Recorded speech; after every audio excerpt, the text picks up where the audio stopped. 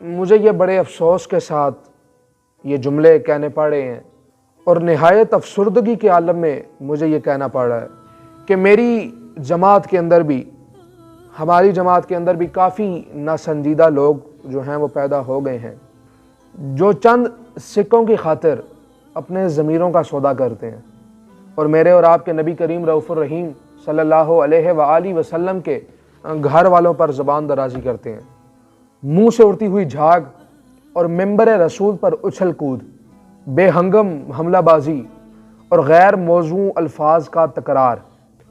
نوٹوں کی برسات میں ناہموار تقریروں کا تماشا، یہ متعدد بار دیکھنے میں آیا۔ کیا ہو گیا ہے خانہ رسول کے پہرے داروں کو؟ سیدہ کائنات سلام اللہ علیہ کے دروازے سخا پر صدائے بھیک بلند کرنے والوں کی غیرت کو کس نے اڑا دیا؟